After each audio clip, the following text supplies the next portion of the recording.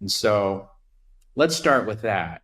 Now, if we go back to earliest Christian apologists, and actually, you've got a modern apologist who's saying one thing.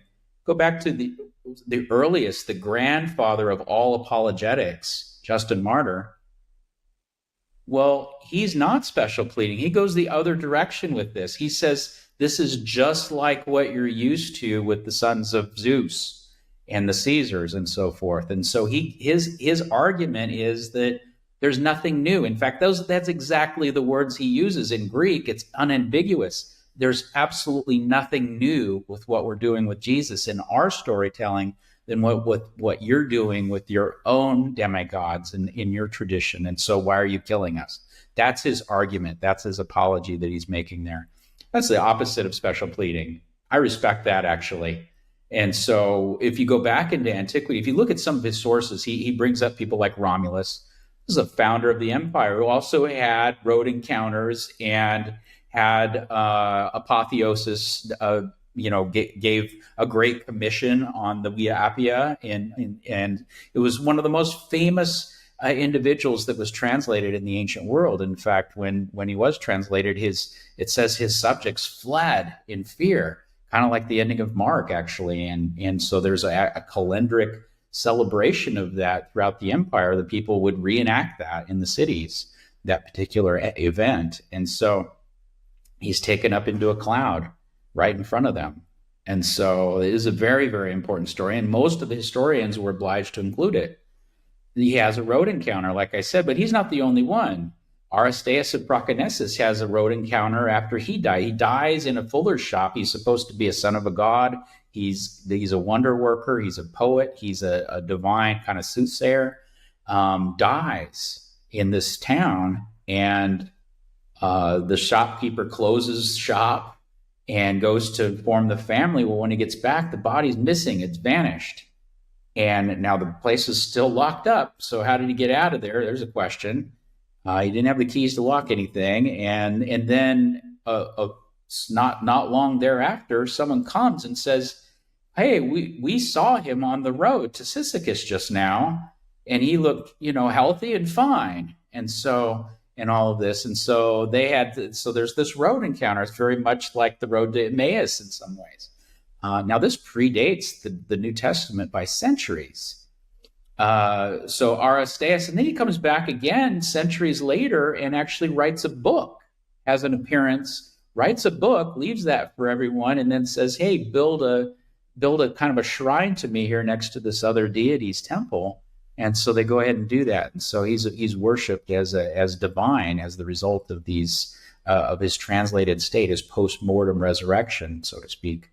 And so he's one that's super famous. They're Caesars. Numerius Atticus is said in Cassius Dio records that after the death of Caesar Augustus, this guy meets Caesar Augustus on the road, has a road encounter with him, and then goes and swears on oath in front of the entirety of Rome at the consecration of Caesar Augustus that he had seen him and had this conversation and stuff. And so Livius Geminus is another one that's super famous. This guy was so famous that Seneca actually teased him that he gets to see all the Caesars after they come back to life after their deaths.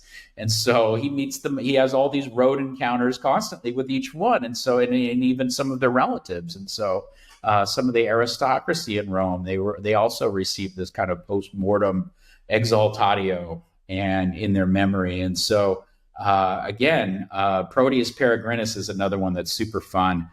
And Lucian records him, and his disciples come back after. So he dies in the Olympic Games at 165 as a kind of a stunt in some ways that went wrong. And lo and behold, a couple days later, they see him in the portico of the Seven Voices. His disciples would come back. They come back and they report, we saw him, and he was wearing a gleaming white toga and a garland of olive, and he looked just fresh as daisies and everything. And this is after he had burned alive in front of a crowd. I mean, he was clearly dead. And so anyway, so you get the point here. This was a trope. It was a a general pattern. And in my own book, I call it the translation fable, but I'm not the only one who studied this. I've tried to present it in a comprehensive fashion. And so you get a full catalog. I record nearly 100 such individuals in my book throughout it that follow the same pattern, more or less, a cluster of different cultural signals, literary signals that indicate that someone had been deified through translation.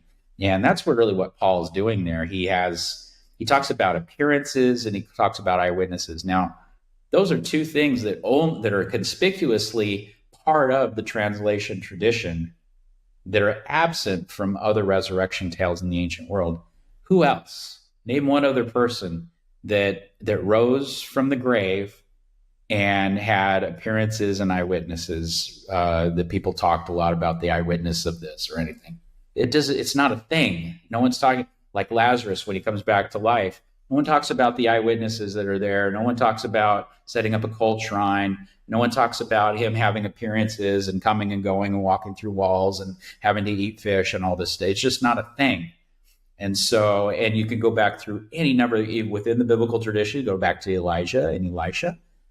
There's also resurrection tales there. If you want to go to more recent time within the larger Greco-Roman world, you've got legends that are surrounding Heracles raising people from the dead. You've got Apollonius of Tyana, wonder worker, who all does a lot of the same things that Jesus does, casting out demons, but also raising people from the dead, raising someone from the dead. And if you go over to Asclepius, who's the famous healer of the ancient world, and really, in some ways, the great-grandfather of all of medicine, really, he also is said to have risen people from the dead in some of the legends that surround him. And so, again, there's no eyewitnesses, no road encounters, no great commissions given.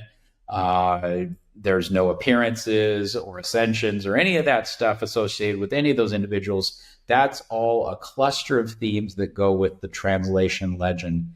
And that didn't take months or years or decades to pop up. In many cases, within hours and days after the individual had died, that people started to make these kind of claims. And so in that sense, Jesus is not unique. And so I agree with Justin Martyr that he was not unique in that.